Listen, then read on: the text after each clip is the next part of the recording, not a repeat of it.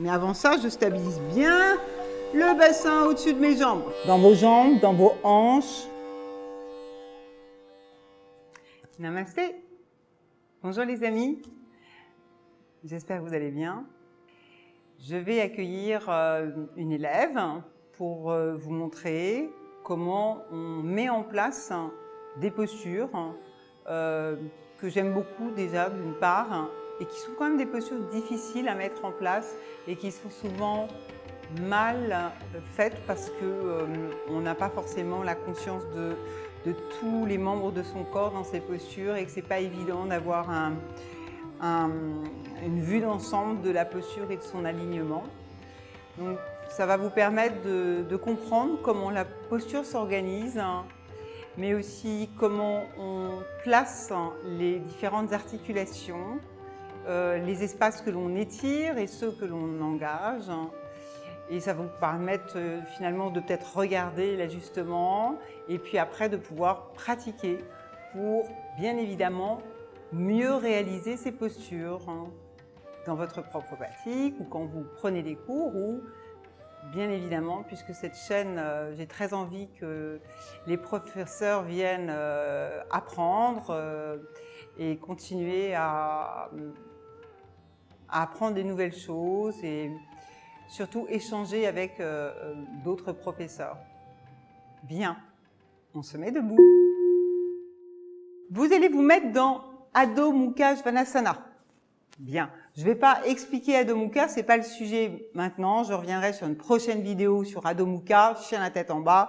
Là, ce qui m'intéresse, c'est Utthita Parshva Konasana, le grand angle étendu. Vous allez placer le pied droit devant sans placer de poids sur le pied droit.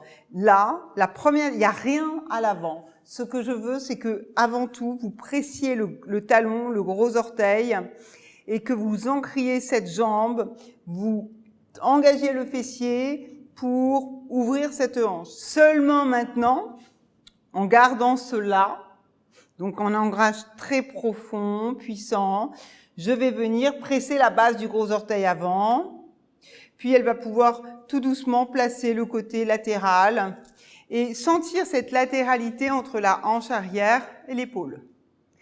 Ici, elle va utiliser le gros orteil pour continuer de ouvrir la hanche en poussant le genou vers l'aisselle et elle va activer donc cette ouverture de hanche et cette latéralité. Souvenez-vous, le grand angle étendu. On verra aujourd'hui cette version plus facile où les deux bras viennent l'un au-dessus de l'autre. Idéalement, l'épaule est totalement alignée avec la hanche arrière. L'épaule s'ouvre, on ouvre bien le pectoral et pour terminer la posture, le regard sur les bouts des doigts. Et il y a une pression très puissante dans la base du gros orteil arrière, la base du gros orteil avant, la main et le verrou ici du genou contre l'aisselle. Et la dernière chose, le must, soulever le nombril vers le ciel. Engagez Mula Bandha, Uddiyana Bandha, 5 respirations. On relâche les mâchoires. Bon, vu qu'il fait très chaud, on va en faire un peu moins, surtout que Delphine est là depuis un certain temps. On inspire et on va passer directement dans Virabhadrasana 2. Bien, ben on retrouve le même travail. Ici, bien évidemment, le gros orteil presse dans la terre pour que la hanche s'ouvre. Et donc, le fessier tire la hanche vers l'arrière. Bien. Puis, la base du gros orteil va être activée pour faire tourner la peau de la cuisse et ouvrir la hanche avant. Ça, c'est notre base. Ensuite, je veux ouvrir l'espace du cœur, mais avant ça, je stabilise bien le bassin au-dessus de mes jambes.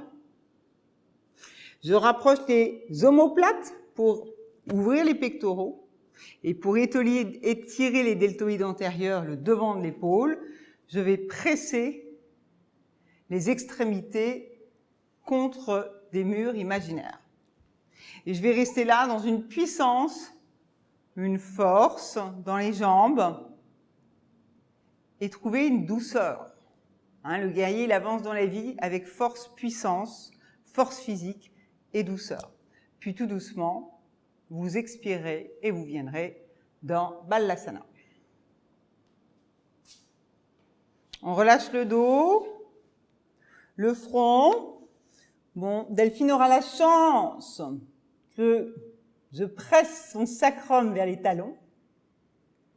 Si vous avez la chance d'avoir quelqu'un avec vous, ben, vous pouvez lui demander de faire la même chose. Respirez tranquillement.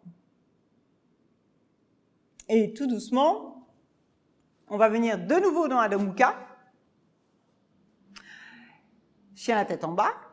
On va inspirer un grand pas puis un autre pour venir dans Uttanasana. C'est juste une liaison. Et on inspire, les bras vers le ciel. Et on expire, on relâche les bras le long du corps. Bien. Nous allons maintenant donc, ici, on voit ces postures de fondation, d'enracinement qui travaillent l'ouverture des hanches et du cœur. On inspire, cette fois-ci, pour Trikonasana, un grand pas sur la droite. Bien. Donc dans Trikonasana, on a quelque chose de très important. C'est les pieds, comme toutes les postures, bien évidemment, mais on a des chevilles. Et on va avoir besoin de vraiment ancrer la cheville, de presser le bord externe pour ne pas décoller le bord externe, presser la base du gros orteil pour de nouveau activer cette rotation externe. Et le fessier va tirer la hanche. Pour l'instant, ça va. Mais quand je vais lui demander d'activer l'autre jambe, c'est-à-dire d'activer la base du gros orteil et de tourner la peau de la cuisse, ça va être plus difficile et ça va potentiellement engager une lordose lombaire. J'inspire, j'étire les bras. Je me remets debout. Et je garde ça. Vous voyez, les deux hanches, elles doivent être là. Et d'ailleurs, si je tire, elle va avoir tendance à être déstabilisée. Je vais inspirer pour ouvrir le côté latéral et expirer loin pour aller là où je peux aller.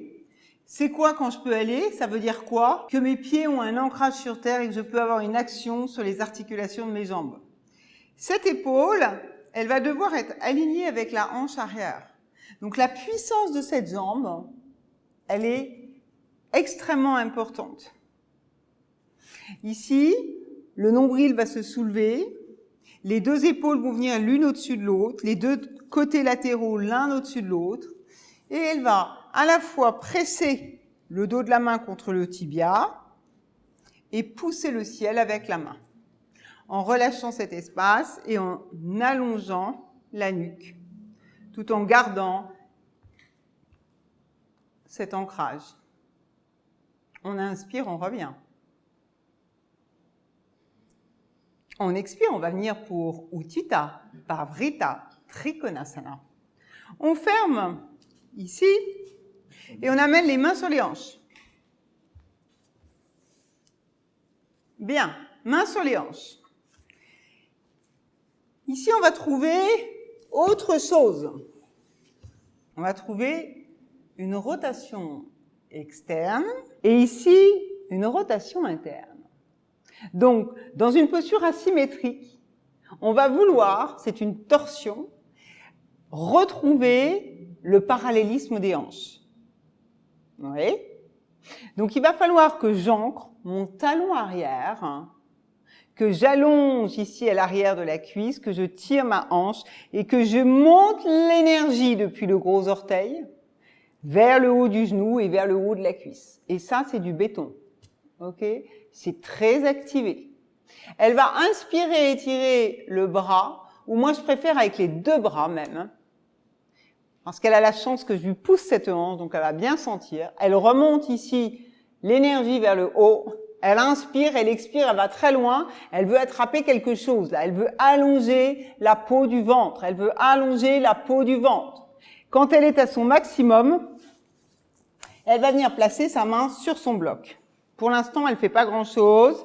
Elle va activer la jambe arrière, elle va activer l'épaule et rentrer la peau de l'épaule de manière à pouvoir placer la torsion. Elle va lever le bras et elle va trouver un étirement, un allongement entre l'épaule et la hanche. Ouais. J'étire le bras, les bouts des doigts, et je viens allonger cette nuque. Bien. Et je respire. L'idée, c'est que la posture, la torsion, elle part d'ici. On respire tranquillement. On cherche une opposition entre les deux mains. On cherche une opposition entre les deux pieds. On inspire, on se redresse. On étire les bras. On expire, on vient au devant du tapis. Samastiti Tadasana. Relâchez doucement dans Balasana.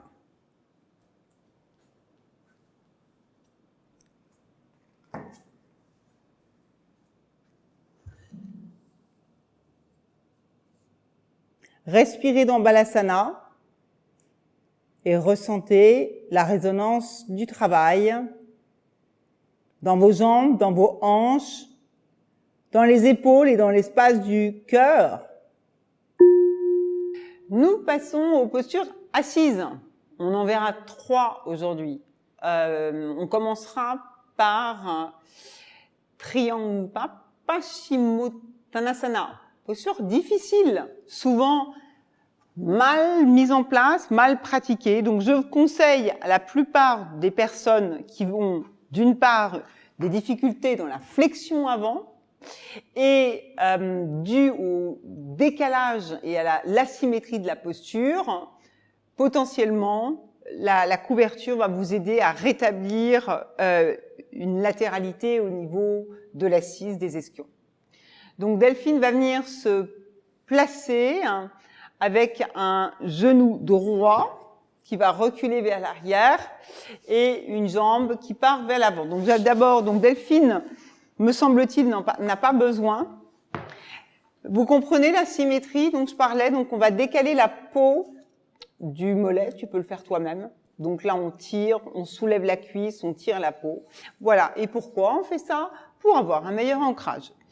On peut aussi potentiellement placer sous la rotule une couverture pour les personnes qui n'ont pas un assez bon ancrage de ce genou. Bien. Vous comprenez bien ici qu'il y a une asymétrie, je vais avoir tendance à partir sur la jambe gauche. Okay. Donc, qu'est-ce que je vais activer?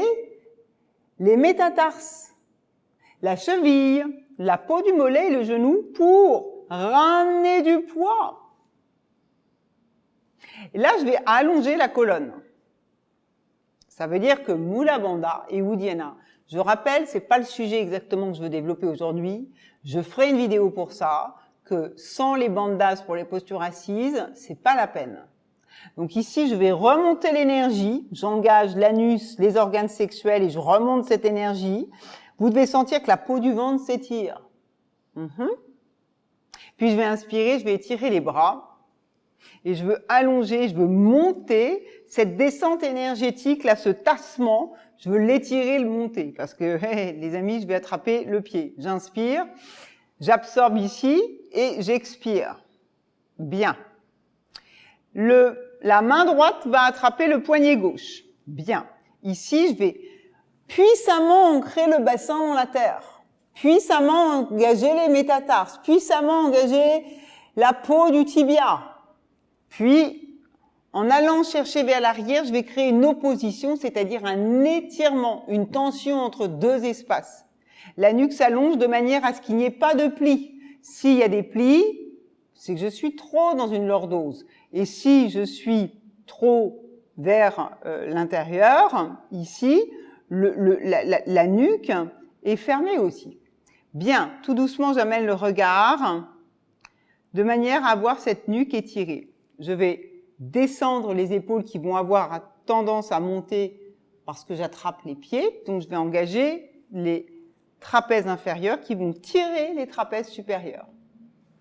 Ici, c'est une rotation interne de la cuisse gauche, c'est-à-dire celle qui est tendue. Et j'active puissamment la jambe et je respire. J'inspire de la base de la colonne au sommet du crâne. J'expire du sommet du crâne à la base de la colonne. J'inspire. J'expire et j'inspire, je reviens. Triangle Mukha Paschimottanasana. On se sert de deux espaces en liant les mains aux pieds pour étirer le dos et étirer la jambe arrière. C'est une posture qui est très, très bénéfique pour étirer le dos. N'est-ce pas, Delphine? Qu'est-ce que tu as ressenti? Les chevilles aussi, la cheville du genou fléchi. Et l'arrière des cuisses, bien sûr. Et le dos, tu as bien senti cet espace se créer. Ouais. Parce que, en fait, quand on est dans la posture debout, assise, pardon, avec le genou qui se replace vers l'arrière, ce qui se passe, c'est qu'il y a un tassement. Et que le fait de venir attraper et d'allonger le dos va étirer le tassement naturel qui vient se placer souvent au niveau des lombaires. Pour la suite, nous allons maintenant voir Ardha Baddha Konasana. Donc ici, on va ramener, donc c'est une rotation externe. La jambe gauche vient en rotation interne. Le pied, la jambe très active, donc on presse la base du gros orteil, c'est-à-dire le Pada Bandha, s'ancre vers quelque chose de dur, un mur imaginaire. Puis je vais porter comme un bébé ma jambe et je vais placer le dos du pied le plus haut possible. C'est une posture qui va stimuler le transit. Ici, si mon genou est trop haut et que je n'ai pas d'appui, je ne vais pas pouvoir travailler confortablement la rotation externe. Donc je peux placer une couverture sous le genou. Ou, si carrément trop haut, pas de problème, un bloc. Delphine, je crois, n'en a pas besoin. Il va falloir que ce talon rentre finalement au niveau du côlon. C'est une posture pour stimuler les organes de la partie inférieure de l'abdomen. Donc ici, je vais inspirer. Et tu te souviens, je vais expirer, je vais attraper le gros orteil. Voilà. Donc de nouveau, je vais me retrouver dans une espèce d'asymétrie. Si vous n'avez pas la possibilité d'attraper, vous prenez une sangle pour attraper votre gros orteil. Là, je vais réallonger, j'inspire, et je veux ramener ici ce parallélisme, pousser le genou vers la terre, et je vais expirer, je vais aller attraper le pied vers l'extérieur, soulever le coude pour ouvrir l'épaule, et l'épaule va venir presser vers le genou pour amener l'action et la pression vers la rotation externe du genou. Je descends l'épaule en engageant les trapèzes, je pousse le bassin et je respire dans le talon qui presse dans le bas du ventre. Ici, je vérifie bien que la nuque est longue, sans pli. Je monte le coude pour bien ouvrir le deltoïde, j'inspire profond, j'expire. Donc ici, de nouveau, on va ouvrir le bas du dos sur cette posture. Posture très bénéfique après toutes les postures debout. J'inspire first ici, j'expire là, j'inspire, je redresse, j'expire. On relâche les jambes. C'est très important, avant de changer de côté, de toujours ressentir la différence entre le côté qui vient de travailler, surtout en plus sur des postures asymétriques. Ce que je vous invite aussi à faire, c'est de vraiment rentrer dans les postures assises. Elles sont souvent extrêmement bâclées, mal pratiquées, il n'y a souvent pas d'engagement. Et il n'y a pas d'énergie dedans. On pense que ça y est, on se rapproche de Shavasana et c'est terminé, quoi. Donc au contraire, je vous engage à vraiment vous impliquer dans ces postures assises qui, pour moi, sont absolument extraordinaires. Les amis, on va donc se préparer maintenant pour Kurmasana, la tortue. Posture difficile, et en même temps posture très agréable quand on arrive à se fondre dans le lâcher-prise et dans la détente. Très bonne posture pour ouvrir les hanches. Très bonne posture pour apaiser le mental et le cerveau. Bien, donc on va se placer comme Delphine. Donc je monte tout l'éducatif qui fait que vous allez pouvoir peut-être arriver à être plus confortable dans la posture. Qu'est-ce qui se passe dans Kurmasana? Il se passe que je veux activer une rotation externe en activant mes genoux contre finalement l'extérieur du bras. Et cette action crée ce qu'on appelle un verrou. Et ce verrou va donner une puissance et une force et une direction. Et la direction, bien évidemment, ça va être l'ouverture des hanches et la force dans les jambes et l'engagement dans les jambes. Puis tout doucement, elle va aller un peu plus loin avec les coudes. Voilà. Et elle va maintenant amener les coudes au sol et voilà, elle peut rester ici.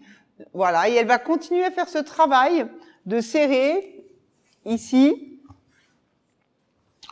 le genou, les genoux contre le haut des épaules. Puis tout doucement, elle va placer ses mains à plat. Moi, j'ai toujours pratiqué la paume de main à terre. Je sais que, paraît-il, il y a des personnes qui le pratiquent avec le dos. Ici, je vais continuer ce travail. Ce que je vais enclencher ici, c'est presser bien évidemment le bassin, les ischions, le coccyx. Et je vais activer mes pada bandha pour venir tendre les jambes et presser les épaules et les bras à la terre.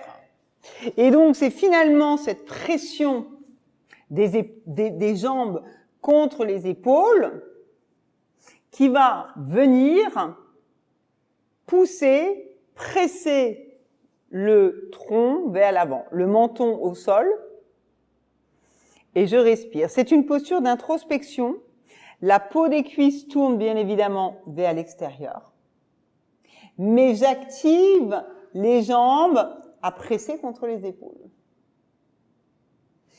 Je presse bien le bassin et je sens cet étirement, cette traction entre le bas de la colonne. Et l'idée ici, pour moi, c'est de respirer et de rester relativement longtemps. Il y a beaucoup d'introspection ici. C'est une posture, la tortue, elle représente l'animal le plus ancien, le plus vieux. Bon, quand on dit ancien, le plus vieux, sagesse. Elle renferme la sagesse de finalement la vie sur cette terre, la tortue. Et puis, je ne sais pas si vous avez remarqué, une tortue, on pense que ça avance toujours très très lentement. Mais figurez-vous que moi j'ai eu des grosses tortues de jardin et ça avance plus vite. En quelques secondes, elles ont fait du chemin. Et donc c'est un peu une fausse idée, je crois. Et la tortue, elle avance à son rythme, mais elle avance. Et il faut se méfier. Voilà, ici on va doucement fléchir les genoux pour libérer les bras. That's right. On libère les bras. Donc là, ici, vous allez peut-être avoir les cuisses un peu tétanisées, donc vous les remuez un petit peu. Et c'est bien de venir fermer les genoux, Sukhasana, Siddhasana, et ressentir, en fermant les yeux, le bas du dos. Posture extraordinaire pour ouvrir le bas du dos, pour bien évidemment ressentir l'arrière des jambes. Et je vais demander à Delphine, qu'est-ce qu'elle ressent à la suite de cette posture au niveau de son corps, Tout l'arrière du corps, l'arrière des jambes, le dos, les hanches qui s'ouvrent, les épaules aussi. Les épaules. Si on arrive à descendre. Du coup, un meilleur ancrage. Oui. Voilà. Un meilleur ancrage. Et parce que plus les hanches viennent se relâcher, plus on a une force, une puissance et une stabilité. Voilà. Mais écoutez, j'espère que vous allez maintenant pratiquer. Si vous avez des questions, n'hésitez pas de me contacter. Et puis, de toute façon, dans les lives, vous pourrez poser des questions que vous m'enverrez avant par mail et auxquelles je répondrai. Bien, je vous souhaite à tous une bonne fin de journée ou une bonne soirée ou une bonne nuit. Namasté les amis, à très très vite sur ma chaîne YouTube. Namasté.